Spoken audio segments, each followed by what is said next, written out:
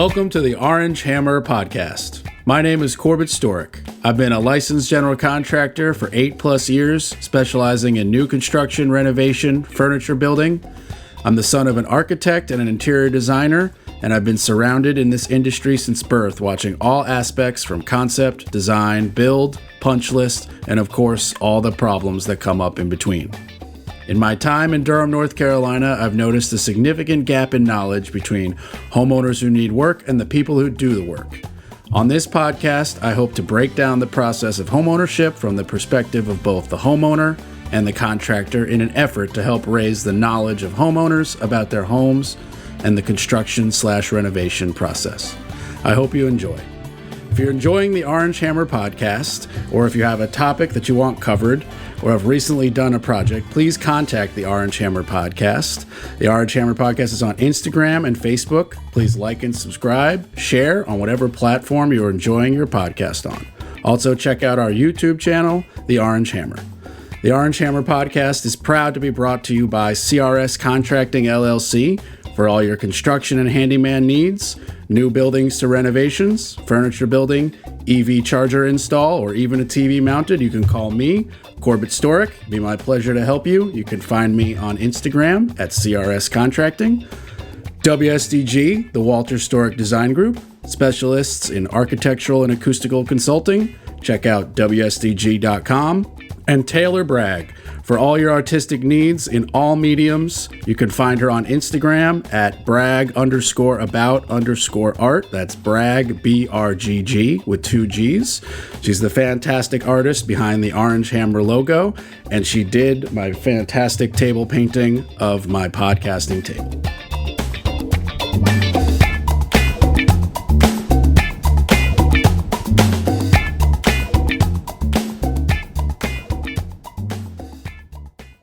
All right, my guest today is David Clark. He's the retail manager for Maynor Heating and Air Conditioning.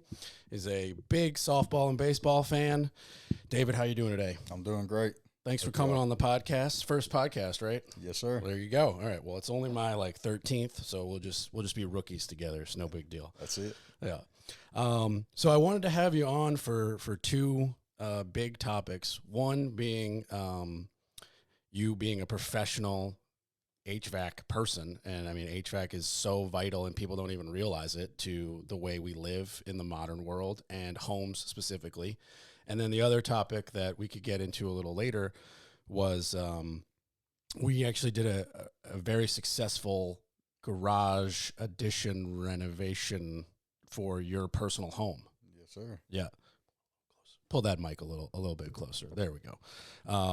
So yeah, starting off with HVAC. For those who don't know, HVAC, heating, ventilation, air conditioning. That's it. So it's a few different things, but they get boiled down together. You might not know the history on that, but how did they get lumped together? Do you know?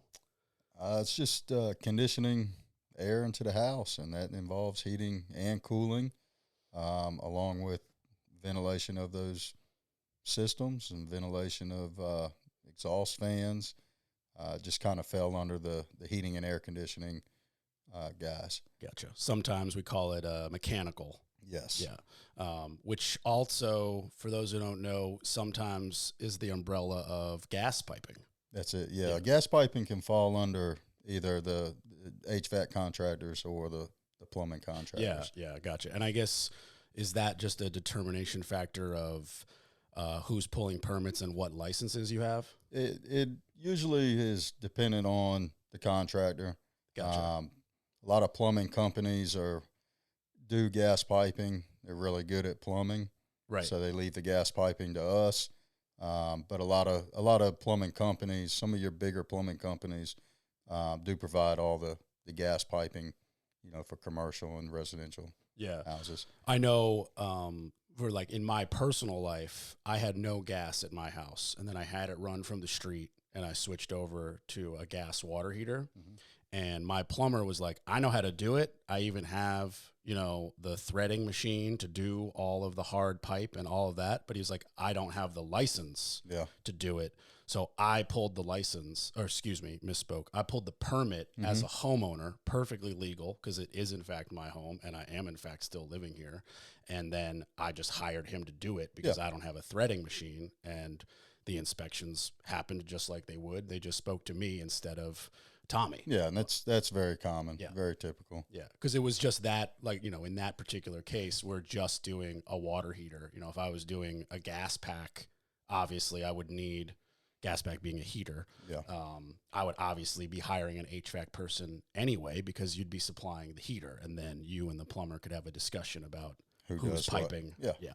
And that's typically how it works. Gotcha. When we go into a house that involves gas piping, that is a question that gets asked. Yeah. Are we providing the the or is the plumber? Gotcha. And Maynor has a plumbing division? We do. Gotcha. We started a plumbing department about a little over a year ago. How's the success rate on that department going? It is still very young. Gotcha. But one of the main reasons we started that department, along with the electrical department, is for that contractor to have one company to call. You earn the trust. You only deal with one particular group of people, and we do a lot of residential new construction, which they were asking for that. Right. So it's a new division within Maynor. They're pretty successful. Finding the people to do all the work that we were given right away was a hurdle, but we are starting to get in our groove now. We've got some excellent people running it. Typically, when you start a new company, it starts slow. On our plumbing side, it started really fast, and sometimes that creates some hurdles that you have to get over. Getting the people in place to perform the work. I mean, a lot of people across our industry are having staffing problems. Yes. Talent is slim. Yeah, but even in the non-talent pool, I mean, just finding hourly dudes with no tools to do demo and haul stuff, it's just hard to find people just in general. It is. So backing up a little bit, in one's personal life, how do you get into the HVAC industry? So my background is a little different. There's a couple different ways to do it. My background, had a really good friend in high school. His dad was the field supervisor for one of our local companies. I worked with them through the weekends and a summer.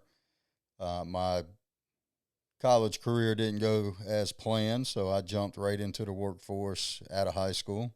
Oh, so you just didn't even go to college? I did not. Gotcha. I didn't go to college. I got all of my field training from exactly that, the field. Gotcha.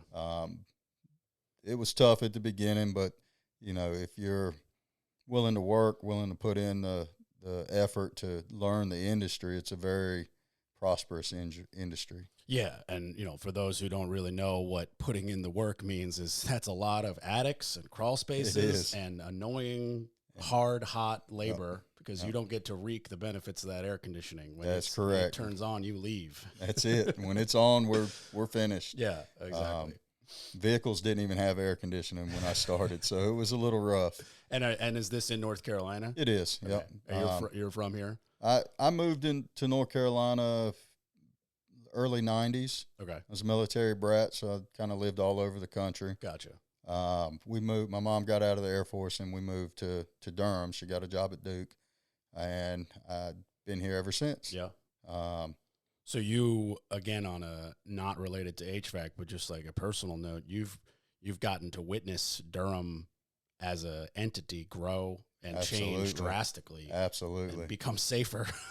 It is. They're definitely putting some resources in getting Durham what it is now, which, again, is turning into a very, very nice city. Yeah. And I guess when you boil it down, those resources are just money. I mean, they just threw that's what it is. The city threw a lot of money at all not all obviously, but the majority of those downtown abandoned areas. And we're like, well, how do we do it? And they did it. I mean, the new ballpark is amazing. I don't really know life before it, but I know the old ballpark because I go there for, the events that they do. And obviously a huge fan of baseball makes me a huge fan of the movie Bull Durham. So I recognize those turnstiles when Susan Sarandon walks by them, and I'm like, hey, that's over by Gear Street, my favorite restaurant. Yep.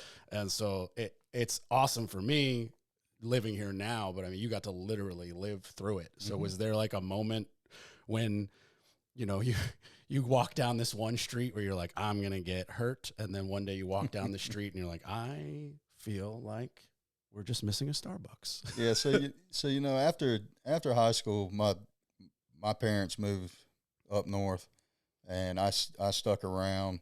I've worked my entire career in the Durham area. So I've been in just about every neighborhood, in Durham. And there has been some times where I didn't feel like it was the right place to be at that particular time.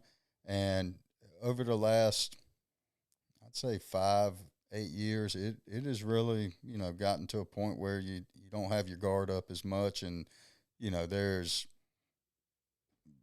nice stores, there's nice restaurants, and, we do go into Durham to do those types of things. As we did before, but it is definitely a huge change, in the city. When I moved here, I mean, I didn't know you yet. I used another HVAC team, and we're only trying to do positive shout outs, so I'm going to not shout them out. But before I linked up with you back when you were with, was it Carolina Air, I think? Yes. Yeah, I hired just some random HVAC company, and it was at a house on Guthrie off of Alston. Oh, yeah. I mean, it was the reason I got a handgun and then a conceal and carry permit. Yeah. And I, for years, I never went out of the house without that on my hip. And now it's sitting in a gun safe. Like, it's just a completely different vibe, and in not that amount of time, in not a long amount of time. Yeah. And even I don't own that house anymore. And most people know that I keep them as rentals, but that one was just too hard to turn over for a rental. The person who would go to show it would have to get there like significantly early to scare away the hood rats and pick up the blunt guts and like other trash. And it was, we felt bad, almost like duping people. Like, the neighborhood's not that bad, when we know it's terrible. And you drive by it now, and it's like the corner place is a pizza place, and the house has a new fence, and like it's amazing how quickly with a little bit of money, you could change some stuff around. Yeah. So you jump in right out of high school, and you jump right into, because the friend who's in that industry. If you don't have that connection, and for whatever reason you're not college bound and you find HVAC attractive, I would assume that you could go just take like a 1 year or a 6 month like HVAC specific class. Yeah, so there's a lot of avenues to get in the industry. Obviously, getting in, without all of that is still doable. You got to have the right person to make that work. But a lot of your trade schools have a lot of 1 and 2 year degree programs. We work with, Wake Tech. We work with Maynor works with Wake Tech. We work with the manufacturers, like Train. Train has a really nice program. It's their Warrior program, where they take the retiring or military people that are transitioning to civilian life, where they want to get into the trade. They run them through boot camps. Alamance has a really nice trade program, and there's a lot of courses, a lot of class type work that is available out there that really wasn't when I got in. Yeah. When I got in, you learn from whoever you worked with, right? And it depended on how quick you learn, how quick you advanced. Yeah. Almost like being a carpenter, you become an apprentice. You show up with a tool belt, and you learn from the 70-year-old dude who's been doing it since he was 18. Yep. Yeah. I mean, that's much simpler version, but that's basically how I learned my trade. That is what happened to me. I got tired of carrying his tools, so I made it a point to really learn my craft. And at that time, it was install on a new construction over in Crowsdale. We did all the first phase of apartments,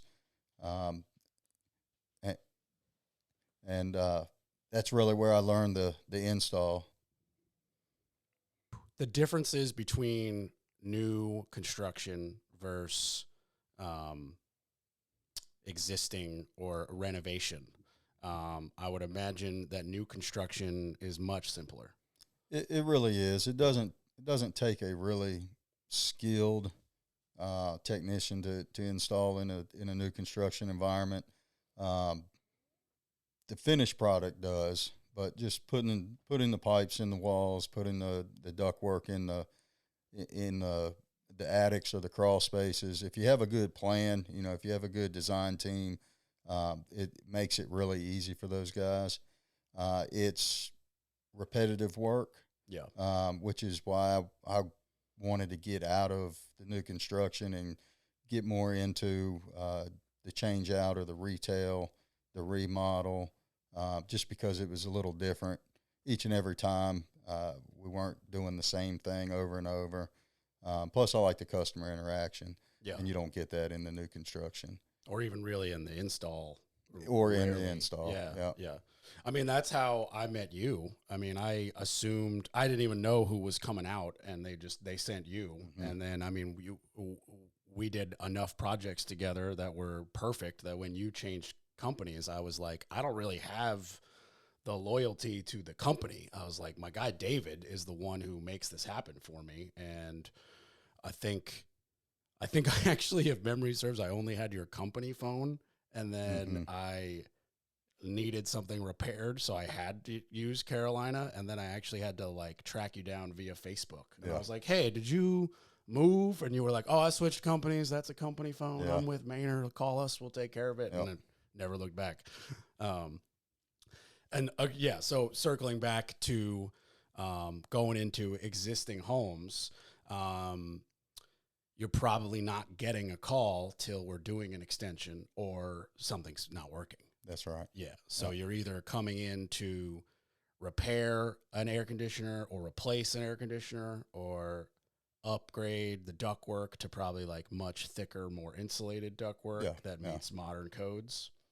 And then, or an extension. So an extension, I mean, I would imagine that it gets complicated when you have to deal with like different R values of installations of maybe like an old home might have really poor insulation, and then the new home might be getting like either the more modern or even like a step above to a spray foam. And then you've got to obviously either connect to existing, which is difficult, or put in a secondary system. And is that, do you have a preference, or is it completely circumstantial based on the project? It is. It really is. And it all goes into the design. If we go into a house and they're going to, keep the lack of insulation in the walls, then we design for that. If we're going to, tear it down to the studs, foam everything, that goes into the design. So we design the system and the ducting to the application. And you have some sort of software that could calculate? It is, yes. Okay. Doing it by hand would take you all day. Yeah. What's that software called? It's we use RightSoft. It's probably the most well-known load calculation software, around. It's what all the municipalities know. There's a lot of knockoff software, but RightSoft is typically what all your major players use. And you mentioned municipalities, which is more important than you think, because when the project is done, or in various phases of the project, both you and the installation contractors must get their work inspected. So you guys have to be in somewhat of a communicational factor, because the spray foam contractor has to show documentation that the R value is correct, and then not only does the system have to work, but do you have to show? Is there like a documentation you show to the inspector Yeah. So when you're doing the rough-in inspection? so anytime there's a permit pulled, the load calculation has to go in that file. Okay. And what's load calculation for those who don't know? The load calculation is all of the contributing factors that determine how big or small the heating and cooling equipment is. It also determines how much airflow is needed in each house, each room of each house. That software is the design.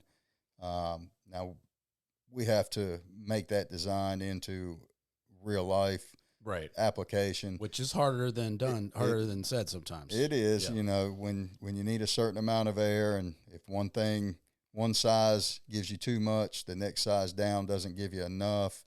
There's a lot that goes into fine tuning a system, and installing it like the design wants. If we could design a house and install it exactly, like the design says, then we never have a problem in that house. Right. So I feel like for the most part, the HVAC is underlooked when you're designing a home. Like people will lay out can lights to the inch on an electrical plan. People will lay out a 3D rendering of a bathroom to figure out the size of a vanity and the location of a toilet, how big they want their shower. But rarely, obviously, commercial's another story because that's much more important. Well, not much more important. I didn't mean it that way, but much more of a factor when cooling and heating a very large commercial space. But I feel like there isn't necessarily a shop drawing. I know it's not required by the city of Durham because I've never supplied one. We just hand them plans and say, we'll figure out the HVAC when it's time. Yeah. And then we call the professional, which is you, and we give you the same plans after they've been approved so they won't change. And then we have to physically do a walkthrough and go, well, do we want the vents in the floor and the system in the floor? Do we want the vents in the ceiling and the system in the ceiling? The vents mostly go in front of windows and doors, but like that's very rarely put into a plan. Yeah. Which I'm curious as to why, because the difference of the computer and the plan versus real life. I mean, what if you got to run a duct and there's a header and you can't cut through that header? I mean, you can't walk away from the job. So yeah, there's a lot of having to adapt to each application. We typically, there's not a whole lot of interaction between the customer or the homeowner and the HVAC. They're more relying on the HVAC people to install it where it's supposed to be. It goes a long way to have a good company in so that that the design is going to be right. absolutely. And as long as we provide the air to that room and provide enough air to that room, the placement of it is relatively minor. If you look at homes in our area, you typically have your supplies, on the outside walls where your biggest, heat and cooling loss happens, and our returns kind of centrally located within the house or within the room. I grew up my younger days in Florida, and Florida is completely opposite. Their supplies are kind of, on the other end of a room by where you enter the room, and their returns are near the wall. So it's just it's a lot of ways to do it. So talk about that, because I don't see North Carolina and Florida as being drastically different. Like They're not. Very humid. Yeah. Obviously, Florida more humid, but like we're not talking about North Carolina and the Arizona desert where the differences might make sense. But Right. why is that? Obviously codes are set by, the massive country people that I don't even know the organization, but then states have their own codes. So at one point, did Florida just say, this is how we do it? There's not really, verbiage that says, hey, you have to do it one way or the other. We could do that here, but it's obviously you prefer it the way you do it. So what factors into that preference? So when you have the supplies, you know, near the windows, near the doors, that is your greatest, you know, heat loss, cooling loss is through those windows. You've got, you know, some high efficient windows that, you know, prevent a lot of that. It's but still the most inefficient it's still a part window of your home, yes. yeah, compared to a solid wall. And for those who don't know, the supply is the vent that the air is coming out yes. of. Yeah. So if we're blowing our supply air, you know, towards that, you know, factor that causes our cooling loss, then we have the return pull the air through that room. We're essentially cooling that entire room, and switching them like Florida does, you know, does the same thing. We're just drawing the supply air towards that window, as opposed to pulling it away. As long as you're pulling the air through the room, what you don't want is a supply at the entry door of a room and no return in that room, because now you're just pulling that air right out of that room. You're not conditioning that room. So it's really 6 of one and half a dozen of the other. It's That's really it. about moving the air, because either way, you're going to have the air. If you're Florida, it's going to come out of the middle and be pulled towards the inefficient window and then down through the return. Or it's going to be North Carolina, where it comes out at the inefficient window where you lose a little bit and then pulled away towards the center of the home. So either way, you're going to lose a little bit by the window, and either way, you got to move the air. That's it. Gotcha. Okay. Gotcha. So, and then ventilation is more when we talk about like vent hoods above your stove. Mm-hmm. That's you guys. That's us. And then the bathroom fans, that's you guys, even though people, most of the time, it's a light combo and they associate that more with an electrician, but it's very much a ventilation. That was actually the issue that I had before I had you guys as a subcontractor. I had an issue where I don't know if they were, you know, malicious or the code changed. I'm not up on HVAC code enough, but they vented my bathroom fan into the attic rather than out of the home. And the moisture that got pulled through the fan, exactly like it's supposed to, didn't get shot out of the house. It got shot up into the attic and then just slowly trickled right back down. Mm-hmm. And so the sheetrock that you couldn't see, the wall-facing side of the sheetrock of the ceiling around that bath fan, after a year of a tenant who didn't like me and took really, really long, aggressive hot showers, it was black mold. Or it wasn't black mold, but it was bad mold. Yeah. And I had to just gut that bathroom. I kept the vanity with a little Clorox, but I had to re-sheetrock the whole bathroom because it was just, you know, you pull it away till there's no mold. Next thing you know, it's the whole bathroom. Yeah. And I kept trying to find somebody who was still working for me to blame. I was like, plumber, get over here. I was like, there's no leak. It's not us. And, you know, I think at the time the repair was done by you guys. Yeah.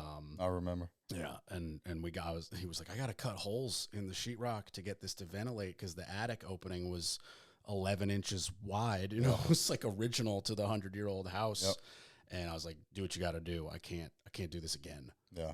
So the bath fans are kind of like gas piping, and the plumber, you know, we can either provide them or the electrician will provide them, but all of the venting comes from your heating and air conditioning company.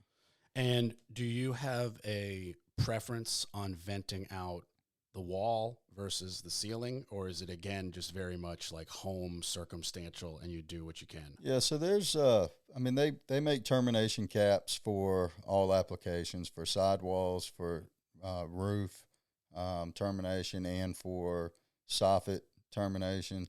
I am a big fan of keeping the holes in the roof at a minimum. Yes. You know, today, also agree. Yeah, today and tomorrow it may not leak, but anytime you have a hole in something that is designed to keep rain out or water out, there's always a possibility of a future leak. So I'm a big fan of putting them in the sidewalls, or in the soffit. Either one greatly reduces the risk of water leaking. Yeah, the soffit's genius too, because then you don't even really notice it. Yeah. Your siding doesn't have not the vents are ugly and they're usually at the back of the house, but any less thing that draws your eye just is more of a less of a beauty scar, you know, type of deal. Well, yeah, I think that's a great job detailing, you know, HVAC work. And I guess the last thing that I'll say that you will probably just say I agree is if you own a home, get your freaking air conditioning serviced. You got to do that at least once a year. It's only like $80 to $100, and it could be the difference between buying a new $8,000 system tomorrow versus 5 years from now. If you just keep it maintained and they clean it, they take it apart, they'll replace the capacitor, which is usually the first thing to go is those capacitors. Yep. Yeah. Why is that? Is that just the nature of the beast? So, you know, air conditioning, heating and air conditioning, you know, the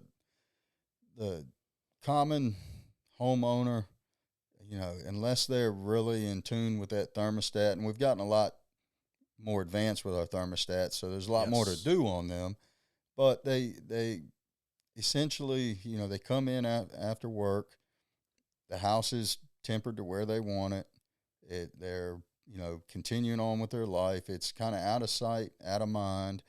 They really don't put a lot of thought into the heating or cooling until they come home that August 3rd, 100 degrees outside, and it's 95 inside. Yeah, or that January day when correct. It's 40 degrees and it should be 65. Yes, yeah. And, you know, your heating and air conditioning equipment are mechanical. They're no different than any other mechanical product. You know, you buy a brand new car and you get the oil changed 3,000 miles. And that car has a shelf life, just like air conditioners generally. They say if you get 10 years out of an air conditioner, that's a good shelf life. Yeah. So, and a lot goes into that. You know, the maintenance is a huge part of that. The cleaner you keep that system, the more efficient it runs, the less wear and tear you put on it.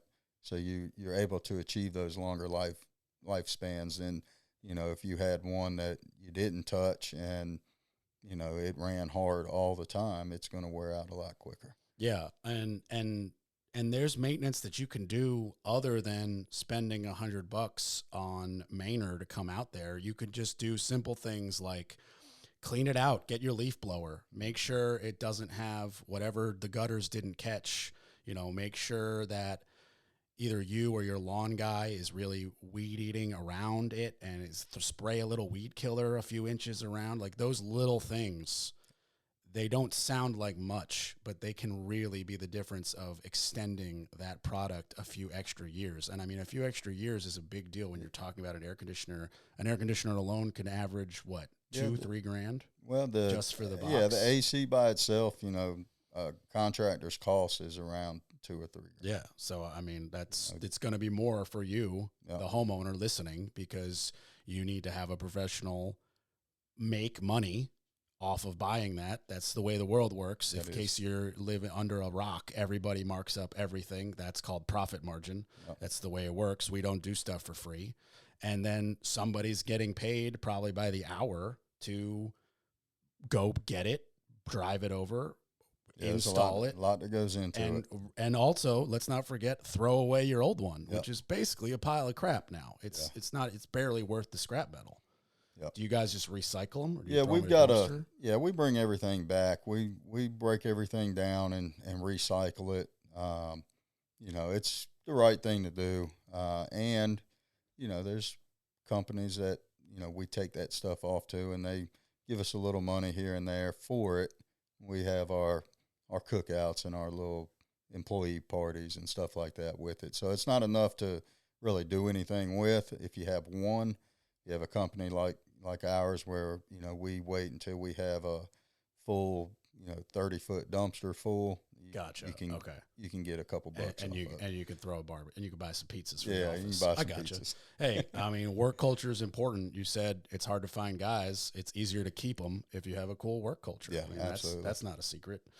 Yep. So before we move over to talking about your garage, I'd like to talk about two more things. One is your transition to Maynor from Carolina Air, because if memory serves, Carolina Air is like doing great, famous. They're on HGTV a number of times. In fact, weren't you on Absolutely. HGTV? A couple times. He's famous, everybody. A couple times. Had to drop that a couple times. A couple times. Okay. Mr. Hollywood. Hey, I miss my calling. Hey, it's going to be podcasting. Just wait. Yeah. Dave and Corbett in the morning. It'll be the next podcast. So why'd you leave that company for Maynor? So I'm a very loyal person. You know, I wasn't when I first got in the industry. You know, I was trying to anybody that give me another $1 an hour, I was going. But I found a really good company in Carolina with really good people. When I started with that company, they were a smaller company that predominantly worked Durham, Chapel Hill, which is great for me because that's where I've worked my whole career. I worked there for a total of 11 years. I came over as a service technician, and during my career at Carolina, I bounced around a lot of different positions. I went into the service manager role, the install manager role, and found a nice spot in sales. And I say sales, we don't like saying that in the industry, but it's the in-home estimates where I come in and, you know, give you an estimate on replacing the equipment, develop a plan to install a new system to meet today's codes and load calculations and, you know, all the issues that you've been just living with. I was the one that would come in and provide solutions for those. So you were dealing primarily, obviously not exclusively, or maybe exclusive, primarily with homes that are built and an AC is existing, and a client calls Carolina Air and goes, our AC is just, or heating for that matter, is just not up to snuff. And you go over, you know, in your shiny hat, and you go, in your nice truck. A guy's always got a nice truck. And you go, I looked at your system and, you know, it's performing. I'm going to make this up. It's performing at 80%. To get it up to 100% requires X, Y, and Z, and X, Y, and Z costs this. What do you want to do? Yeah. So most of the customers that I went to were more like, system's not working anymore. Oh, it's just not working. Yeah. So okay. service would typically go first, whether it's our service guys or, you know, another company's service guys. Replacing heating and air conditioning is very expensive. There's not many people that don't just get, you know, more than one quote. It's typically quoted out 2 or 3 different companies. Unless you have a customer that is a loyal customer that's been your customer for a long time and they really trust you, they don't typically quote it out. But most of the time, anytime you have a high cost, you know, investment, you know, we see this industry getting multiple quotes just about every time. Yeah.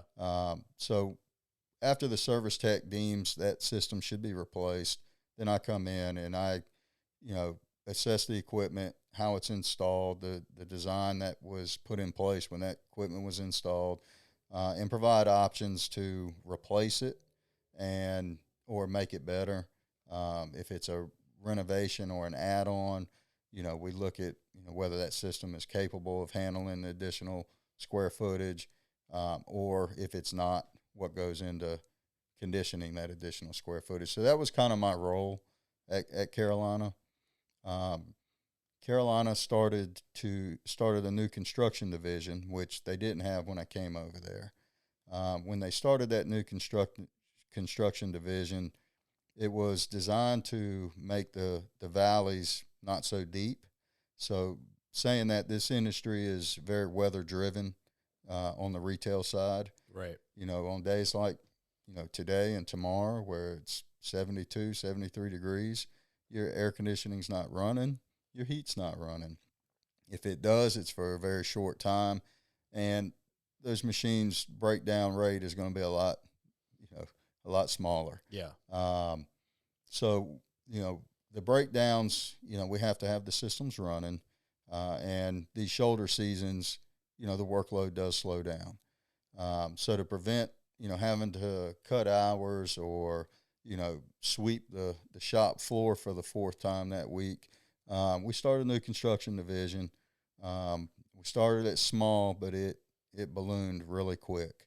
Yeah, I mean, this area. Yeah. Yes, it did. And growth is not bad as long as it's controlled growth. And we didn't control it very well. And we put a lot of eggs in that basket. And when you grow a company that fast, you really want to make sure that part of that company succeeds. And by doing that, we kind of neglected the retail. Mm-hmm. And the retail was my bread and butter. That's, right. As an in-home estimator, I was a commission only guy. And we lost some of our managers that were there in place to make sure that side of the company did not taper off. They ended up leaving out, and we just really didn't have anybody that their job was to ensure that the retail side succeeded. And of course it started to dissipate. I trying to say this without, again, keeping it positive. They restructured. They did. And, we had a lot of distractions in the company that none of them benefited the retail department. So when I wasn't looking to leave.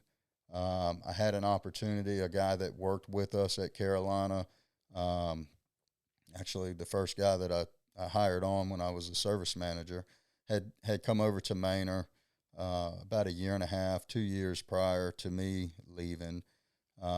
He called me up and said he heard I was looking. I said, first time I've heard of it. Oh, yeah. Where'd you hear that? But, a little birdie? Yeah. But, me being I got a family, I've got a house, I've got bills, and, sometimes when you feel like everything is falling on deaf ears, that loyalty tends to dissipate a little bit. I did go over, I talked with them. And also loyalty to a fault is not always great. That's correct. Yeah. So I went over and talked to them, and I don't know, it was, September was a year. So I've been here a little over a year, and it really is a company that was Carolina, and it's my first 5 or 6 years there. It's a family atmosphere. We're a big company, but we've got that, small mom and pop mentality, quality first.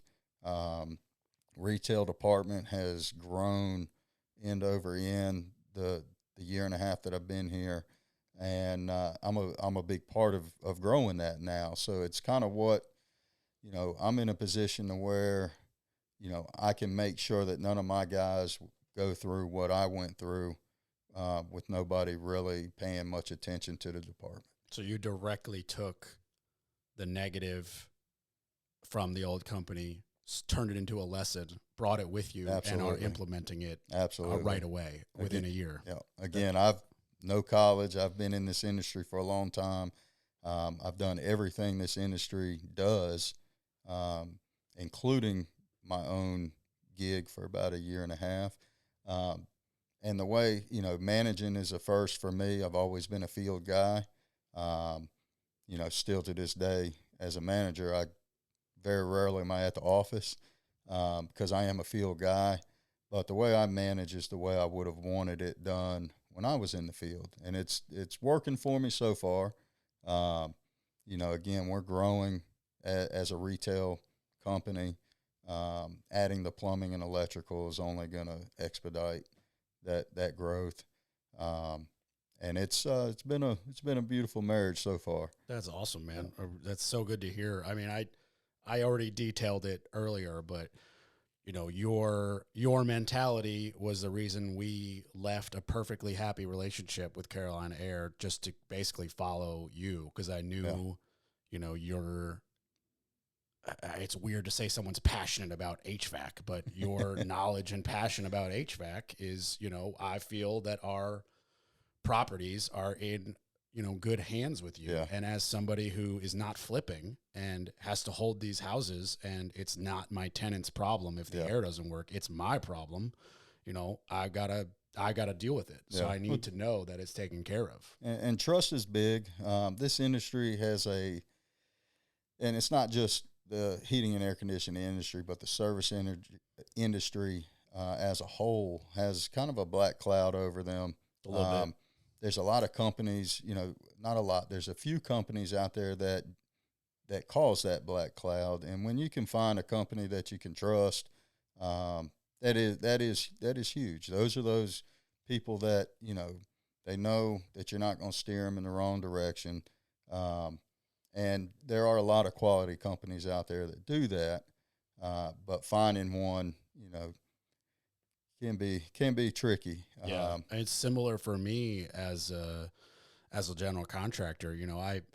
I didn't take a job once I really wanted because the client had just been burned by a contractor. Mm-hmm. They had just been burned by like a lot of money. Yeah. And I was like, I think you need a lawyer. Yeah. Not somebody else to start working. And I could just tell that they were still scarred. Mm-hmm. And I was like, you're not going to believe any word that comes out of my mouth. Yeah. And I could just blurt nothing but the truth at you, and it's all going to be second guessed. Yeah. And I was just like, I just don't need this job enough to like go through that headache. But you get one bad apple, one general contractor who took a $20,000 check and went on a meth field bender to Florida and never came back. Yeah. And that customer is now not trusting and scarred for life when it comes to letting, any service industry person into their home to fix something. Sure. And, trust is such a big deal.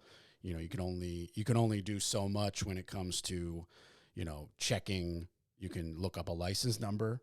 That'll show you a lot. You can ask for references. That'll show you a lot, but those can be doctored. Yeah. So, you've got to trust your gut. You got to trust the people around you to get good recommendations, not just for HVAC, but for, anything. Everything. Yeah, those recommendations are huge. And that's really how Maynor has really grown the way we have. That's how I've grown. I don't have one piece of advertising. I have like a Facebook and an Instagram, but I'm not even that active on them. Yeah. And it's all word of mouth. That's it. I mean, hell, your buddy Greg, I did steps for him. You were like, yeah, I know a guy. He's carpenter, contractor. He can knock that out. I've done 2 jobs for him. And again, that's just word of mouth. And the last thing I want to talk to you about, and you mentioned it for half a second, these smart thermostats. Uh-huh. Are they good? Are they bad? Are they helping? Is this just a company that's duping us? Is this all baloney? So it depends on what you want out of the thermostat. Honestly, most of these smart thermostats are put on for the customers say they have a smart thermostat. Okay. It's I'm one of those people because I don't use the app. I don't use the settings. It looks cooler than a regular thermostat. Do I. I will say the only one thing I do like about it is it came with like a second sensor to put in a area that's really far away to be better about that. So if you're doing a new construction, do you put in other sensors that are not just that central thermostat to help, or is that an aftermarket request thing? Yeah, so it all depends. We've got on a new construction side, we do have development out in Wake Forest that they have a bonus room, which has always been a hurdle for my industry. Right. And we do have a sensor. We do install sensors on those from go. Those sensors can be the sole control of the thermostat. They can be no control over the thermostat, or they can average between the thermostat and the sensor. So again, those smart thermostats, if there's something particular that you want out of it, they'll be able to do it. Most of the time, nothing more than just having the app on the phone and being able to control it up and down. That's really why a large majority of the people are getting them. Gotcha. A lot of them can integrate in home automation, which is getting really big now. Yeah, that is exploding as well. I have personally not jumped drastically into it, Yeah. but I know that it's coming. Yeah, I mean, Yep. down to I saw now you can get remote controlled blinds where Oh, the yeah. stick in the blind has 11 AAA batteries and will just rotate automatic. I was like, whoa, we're getting there. There's pretty much a control for everything you could think of. Yeah, there's an app for that. Oh, yeah. Okay, so completely switching gears now. Obviously, HVAC was a part of it, but you as a homeowner kind of quasi hired me to, I guess, like oversee technically. I don't know what we technically called it, but Yeah. you needed to build a giant, is it 2 or 3? 2-car. It's a oversized two-car. Oversized 2-car garage, 2 bays, 2 garage doors. 30 by 30. 30 by 30, had a back door, and then it had basically like a mother-in-law suite or like an office or whatever. No, it was it had a bathroom. Yeah, it was, we ended up putting a bathroom in it last minute. But it was a pretty big deal. Yeah. So it was a quasi project that got affected by a lot of things. I mean, you pulled the permits as a homeowner, but kind of needed me to GC. Oh yeah.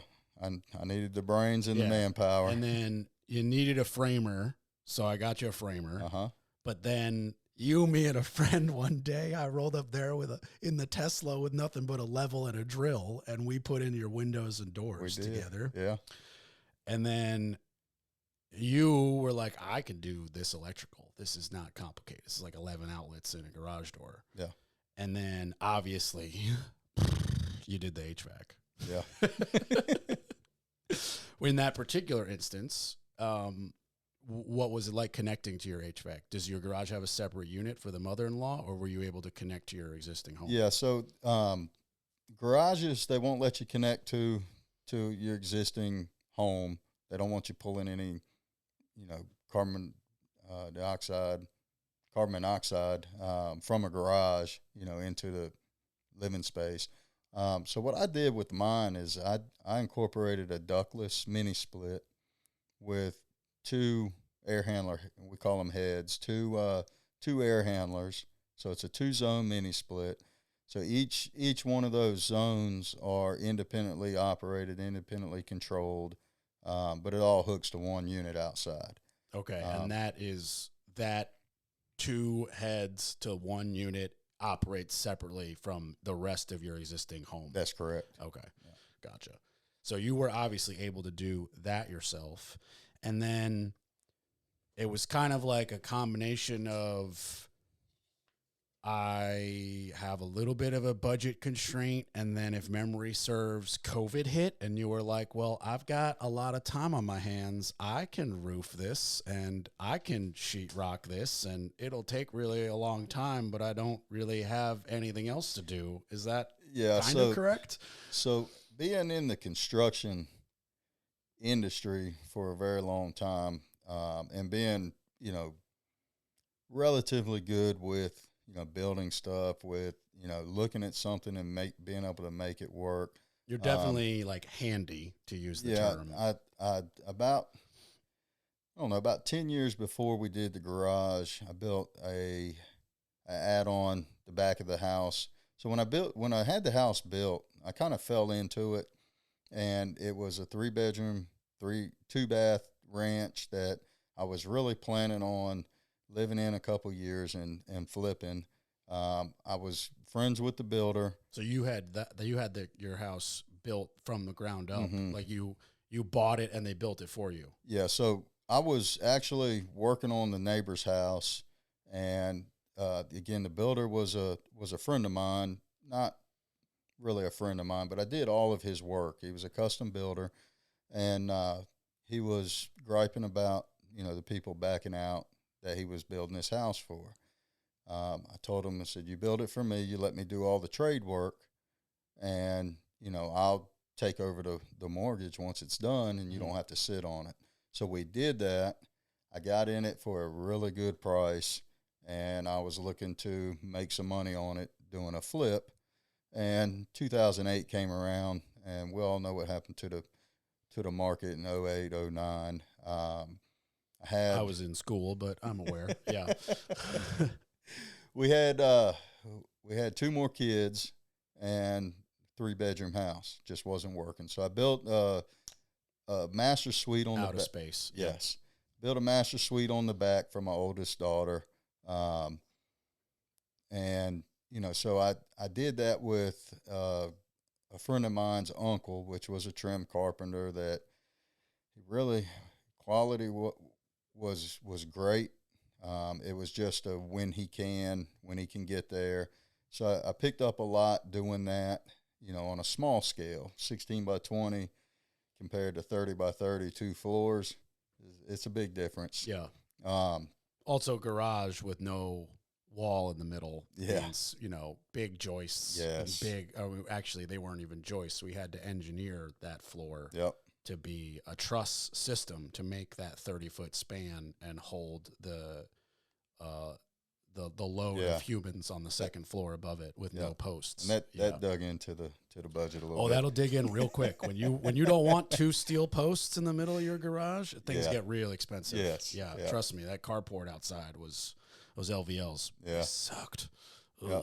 So I really needed guidance. I really needed, somebody that knew what they were doing.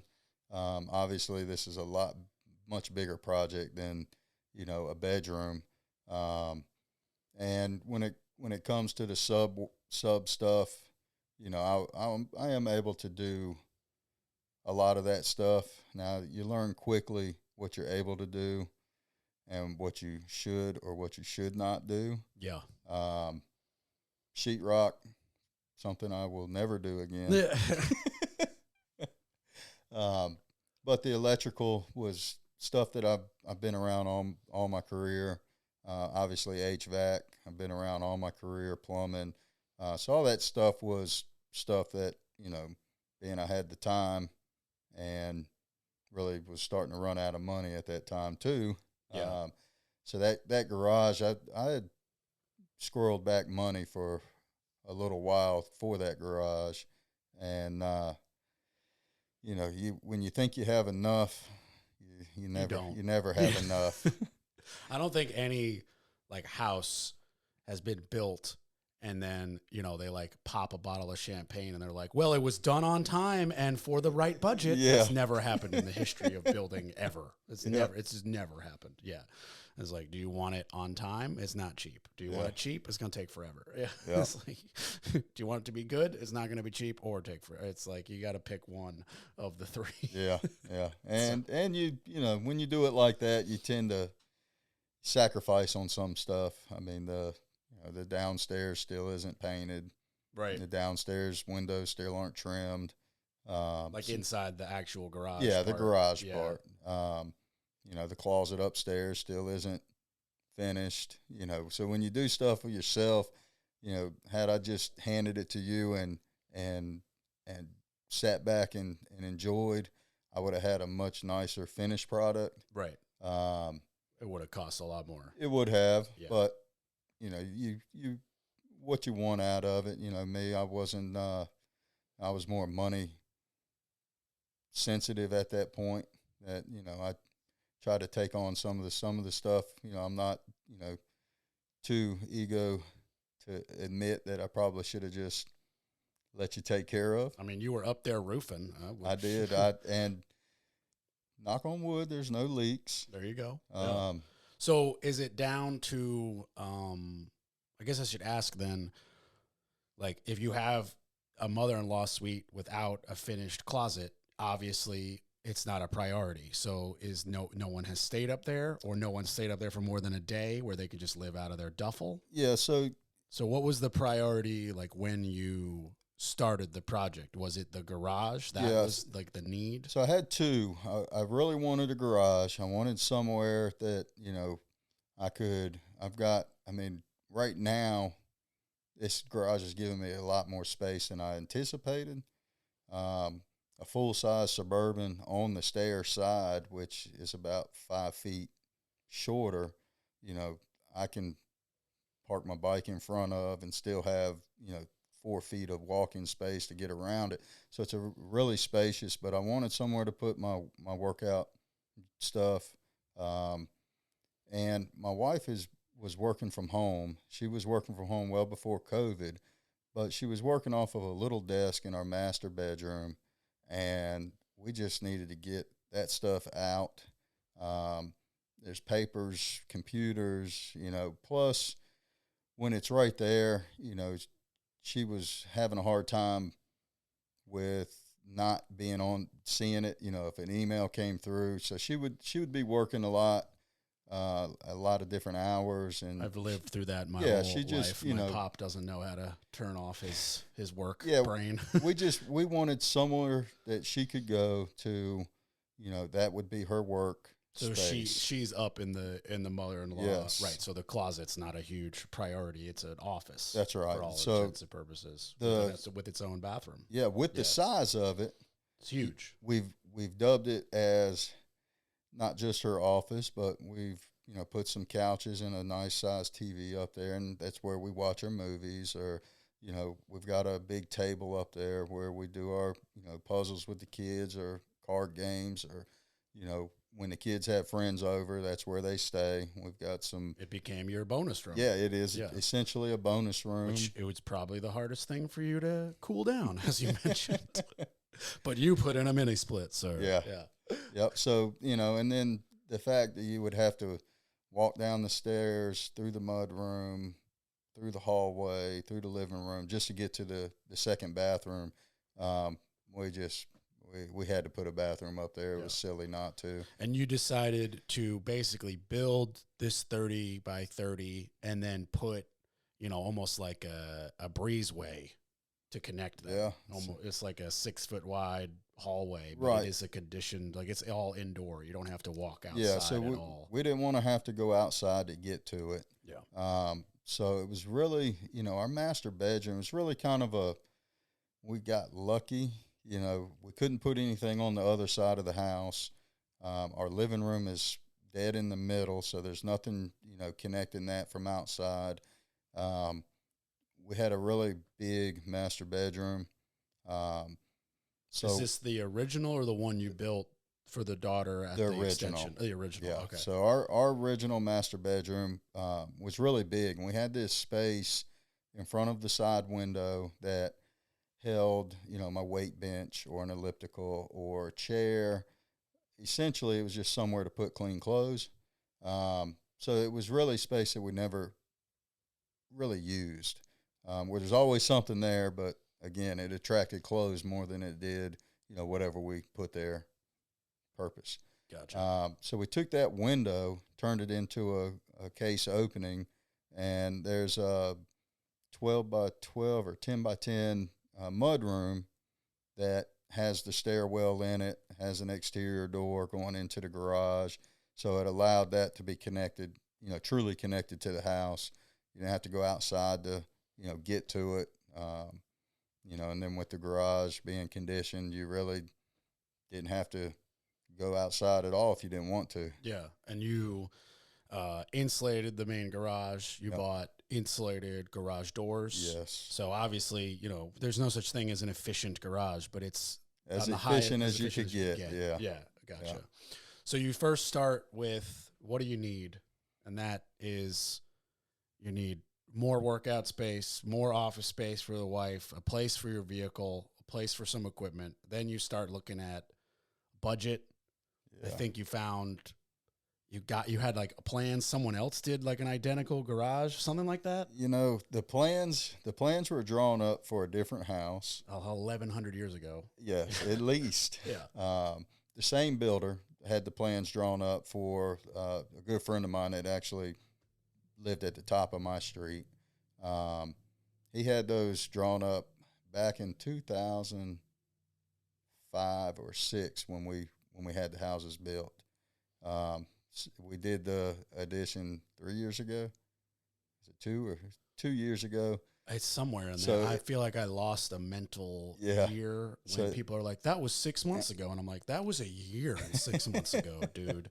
So, the plans were old, and, I really wasn't sure if they were even doable. And for me, I'm working in a county that I've never worked in. So that's a whole nother set of, because there's like country law, state law, and then even within there, you got county law. So like I primarily, when it comes to permits, I'm pulling them in Durham. Yes. And you're in our Alamance. Person. Right. Yeah. So that's just a whole nother ball of wax combined with your filing as a homeowner, which, some raise red flag in the permit department. Some don't care because, you still got to get it inspected. But I mean, now we sit here, it's past your inspections. You got your CO. I mean, you're missing some paint or whatever, but none of that is, preventing you from enjoying, the space. Yeah. So obviously you came in over budget, or you wouldn't have done a lot of the work you did yourself. Is that because of like you started budgeting when you got those plans and everything changed, or was it just like, I will save the money where I can, or like, so how does that kind of like factor in? There wasn't really a budget.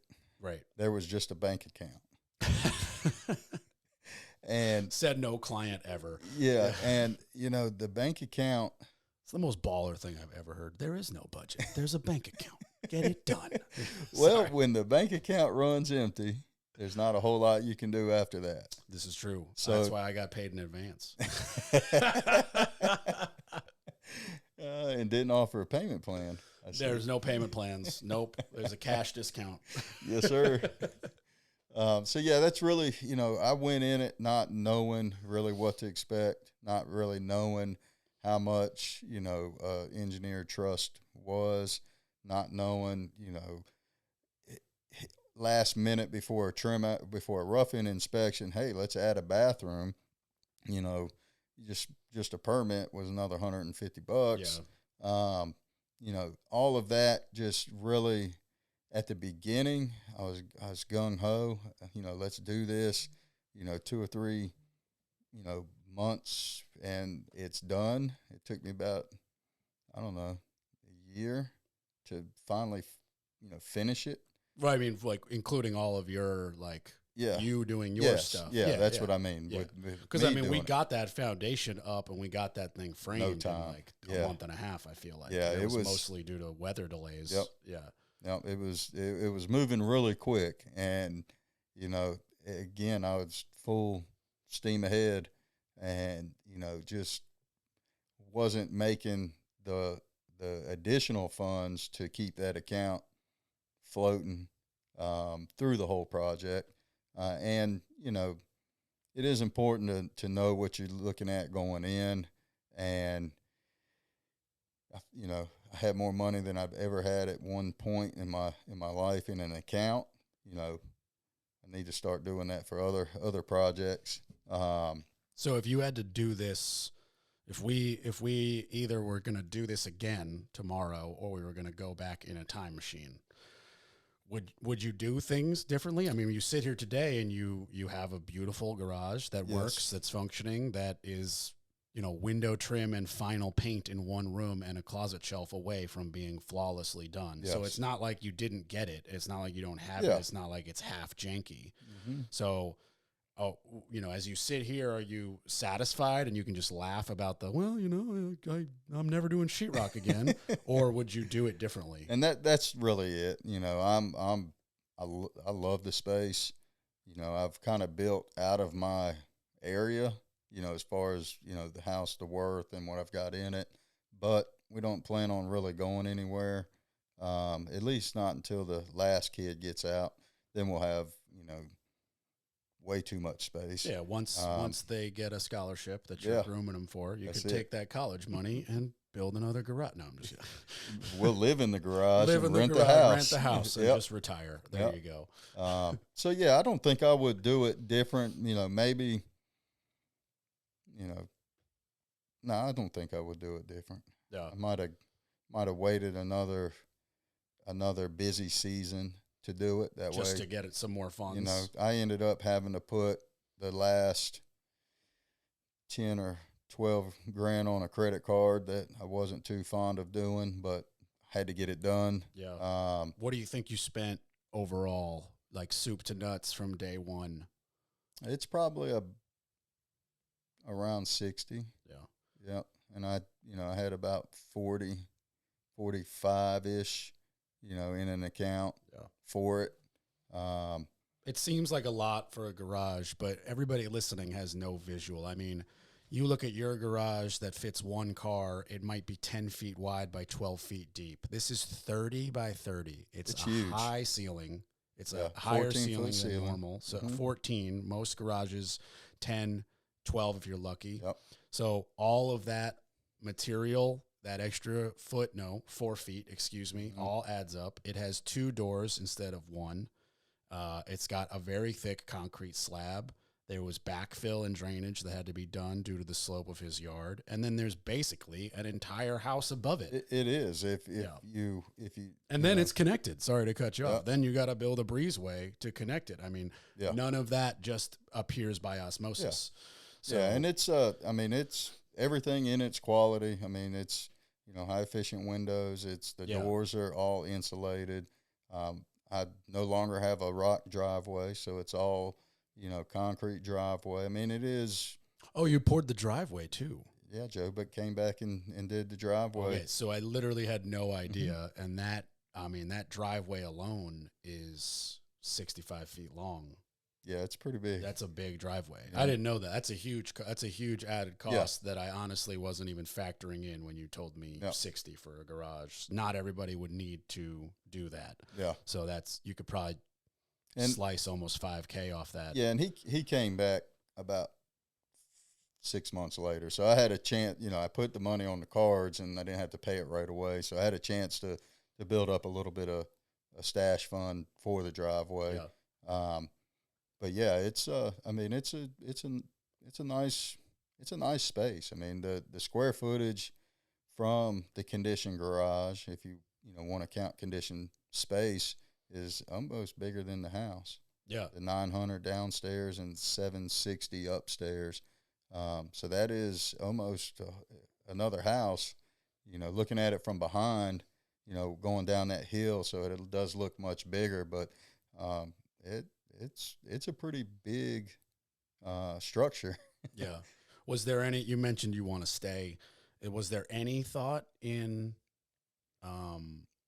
like what this costs versus what our house costs versus what the value of this home would be? Like any thought in the resale department, or was this just like we're doing this for us? Well, at first it was just for us. Mm-hmm. Here recently I've been getting a lot of Zillow, here's your estimated house, and here's my Credit Karma, here's your equity, here's what your house would go for, so I get a lot of those, and honestly I gotta look away from them because it is very tempting. My favorite is the phone rings and I go hello, and then you don't hear anything, and then you hear a boop, boop, boop, boop. Hello, Mr. Storicki, would you like to hear a cash offer on your home? I'm like, you've got to be kidding me. Like, I get everybody needs a job, but couple a month. I get a couple a week. Yeah. Oh wow. Man, it's like so. And it's like if you looked me up, you looked up the house, you looked up my name enough to mispronounce it. Yeah. Can't you then see that I'm a general contractor and I know how to sell my house? Yeah. Like, call somebody else. Call anybody else. Yes. Don't call a realtor or a general contractor and try to give them a cash offer for their home. They're not dumb. They're not that dumb. Let me clarify. Yeah. Yeah. So looking at that, I feel like when we do sell, it will be, it'll be worth it. Again, I got into the house, next to nothing compared to what it would have gone for. But you did it for you. Yes, you didn't. I did it really. For me. Not that you don't want to benefit from it, but you weren't really thinking of it. Like when I built my pallet wall, I was like, "This gives me no money. Yeah. I'm doing that for me. I want to stare at this for the next 10 years." Right.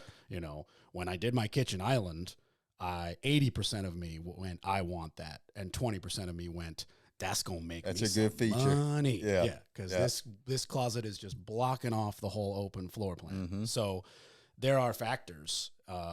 and the percentage of them gets weighed different amounts. Yeah. So yeah, this was solely for us, somewhere for the kids to go, somewhere for my wife to go, somewhere for me to go on Sunday watching football or Ooh. basketball or Monday or Thursday. Yeah. Football's now all week. too many days. Sorry. I'm waiting for hockey season. I think they start tonight. Yeah, what, football? No, hockey. Preseason started yesterday, actually. Okay. I think the Rangers played. Yeah, I'll be honest, I'm so invested in Yankee baseball right now, both with the push for the well, we're only in the playoffs, but the push to win the AL East, and obviously the whole world, whether you like baseball or not, knows that Aaron Judge is chasing the home run record. Yep. So I'm completely just tunnel vision on that, and I have like October 11th marked in my calendar as Rangers opening night. I'm gonna have a barbecue with 2 friends, so I'm like, October 12th is going to be a tough day of like, do I watch the second game of the season, or hopefully the Rangers are still in or the Yankees are still in the postseason and deep in October? I mean, I don't know. It's nerve wracking. That's a good part of this. Good time to be a sports fan. I know. And now, and I'm playing softball. I'm trying to recruit you, man. Yeah. We won the doubleheader yesterday. Oh, so nice. You gotta come out and make us win by more runs. David, this was awesome. I really appreciate you coming by, and the next home ownership project you do, hopefully we'll bring you on back. Yeah, absolutely. I enjoyed it. Thanks for having me. Awesome. Bye, everybody.